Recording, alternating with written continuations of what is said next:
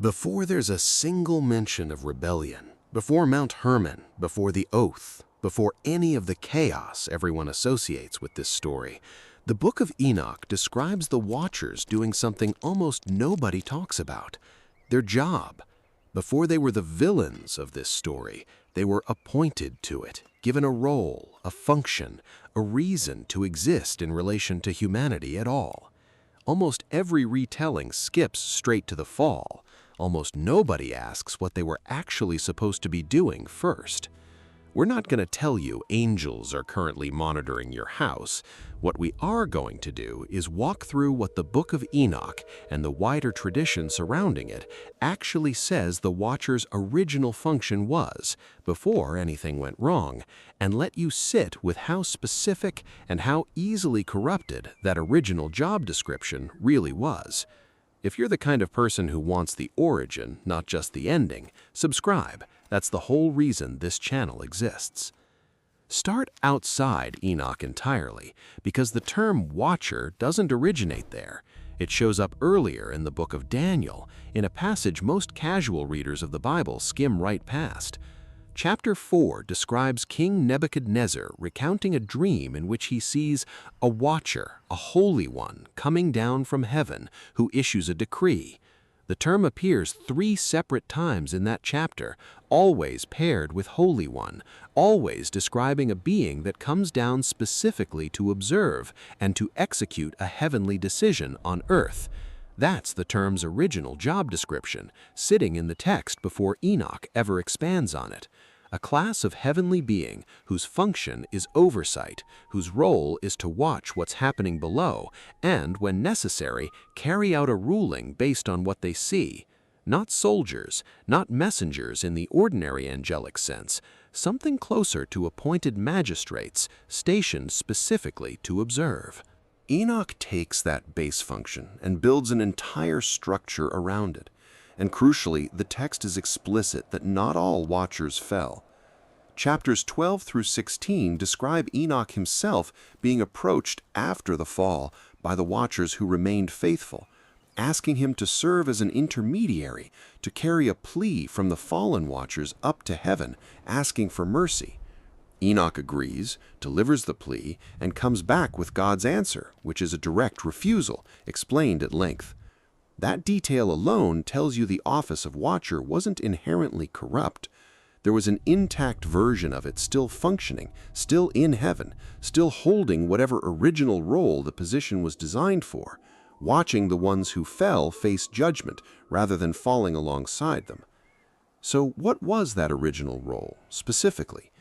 The clearest answer sits in God's own response to the fallen watcher's plea delivered through Enoch in chapter 15.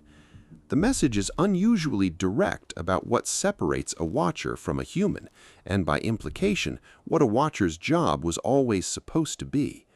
It states that the watchers were spiritual, holy, possessing eternal life, and were never intended to defile themselves with the blood of women, to beget children with the blood of flesh, to lust after blood as humans do. The text draws the line explicitly around participation. Watchers were meant to observe a world they were never meant to physically join. Their entire function depended on remaining outside the system they were assigned to watch, a kind of structural neutrality, a built-in distance that the moment it collapsed the entire purpose of the role along with it. That's a genuinely different framing than angels who broke a rule about romance. It reframes the entire event as a violation of function, not just a violation of morality. A watcher who stops watching and starts participating isn't simply sinning. He's stopped being what he was assigned to be. The text seems to treat that as an almost mechanical problem as much as a moral one. The position requires distance to work correctly, and distance is exactly what got abandoned. There's a second piece of the original job description worth pulling out because it complicates the pure observer picture. The watchers weren't simply meant to watch passively and report. God's message in chapter 15 also makes reference to the fact that not all mysteries had been revealed to them, that there was a boundary on what even a properly functioning watcher was permitted to know and share, a threshold their own position was never meant to cross.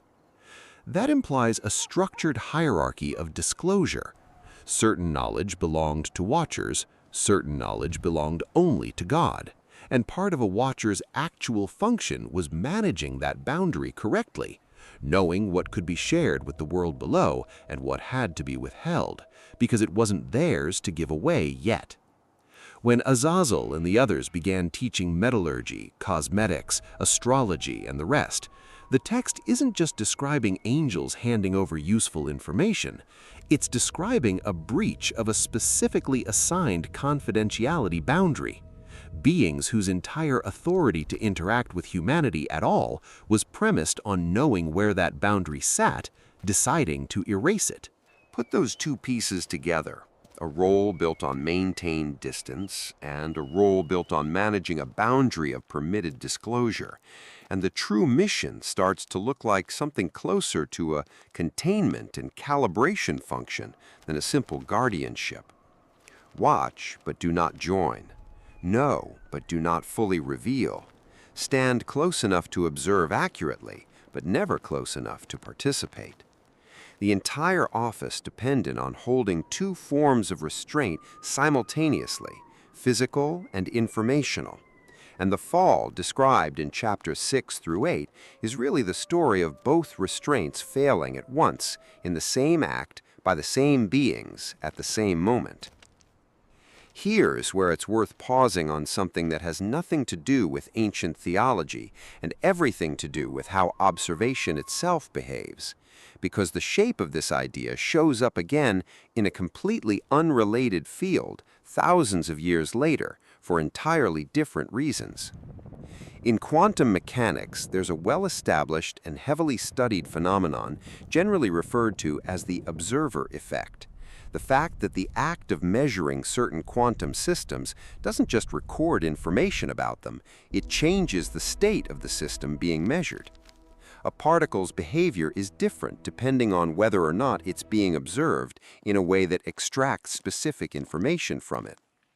Physicists are careful, and we want to be equally careful here, to distinguish this from popular misreadings that stretch it into vague mysticism. The effect is well defined, tied to specific interactions at the quantum scale, not a claim that human consciousness magically shapes reality at large. But the core structural idea, stripped down to its simplest form, is this: true, pure, non-interfering observation is far harder than it sounds, because the closer you get to something in order to watch it accurately, the more likely your own presence is to become part of what you're watching. Enoch's watchers were designed, according to the text's own internal logic, to be observers who never crossed into participants. What actually happened is that proximity did what proximity tends to do.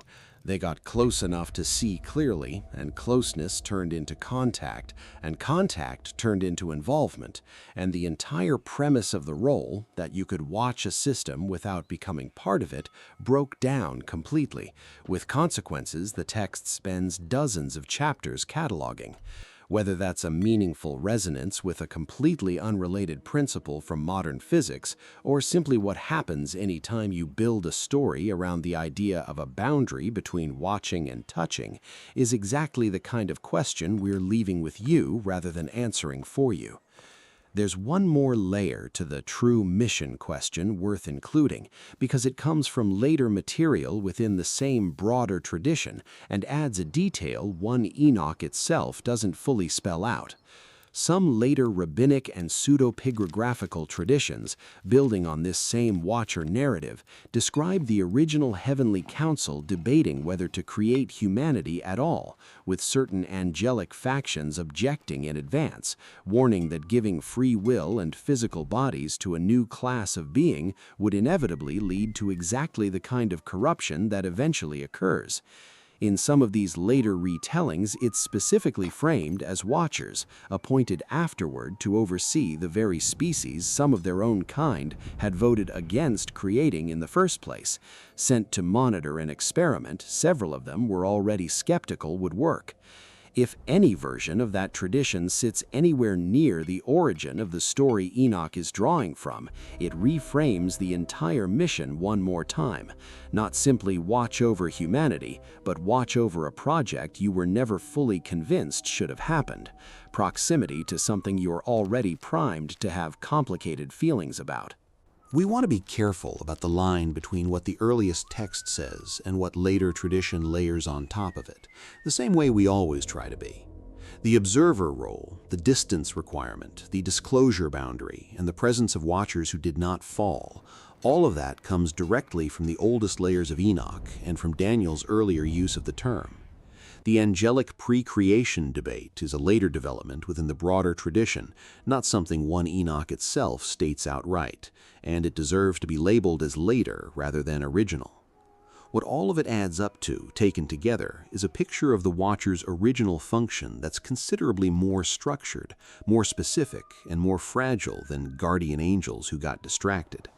A role built entirely around maintained distance, a hierarchy of disclosure they were meant to protect, a precedent among their own ranks of some of them never having wanted the assignment in the first place. Why does a story about a mission going wrong spend so much effort in its earliest layers establishing exactly what the mission was supposed to be before it ever describes the failure? Why does the text go out of its way to preserve the detail that some watchers stayed faithful, kept functioning correctly, and were the ones who eventually delivered judgment on their fallen counterparts? A detail that complicates any simple reading of watchers equal danger. And why does the specific failure mode described here, proximity collapsing the distance a role depends on, keep echoing field after unrelated field anytime human beings try to build a system around the idea of watching something without becoming entangled in it? We don't have a tidy answer that resolves all of that, and we're wary of anyone who tells you they do. What we have is an origin story that most retellings skip entirely, describing a function, a boundary, and a fragile kind of restraint, and a failure that the text treats less like a single act of temptation and more like the entire structure giving way at once, the moment the distance it depended on disappeared. The faithful watchers, according to the text, are still there, still doing the job the fallen ones abandoned. Chapter 15's answer to their plea was never described as reversed, and somewhere in that oldest layer of the story, a role built on watching without touching, on knowing without revealing, sits as the quiet, mostly forgotten starting point of a story everyone remembers for how badly it ended. We're not telling you what the mission was really for, we're just telling you it existed before the failure did. And almost nobody talks about that part.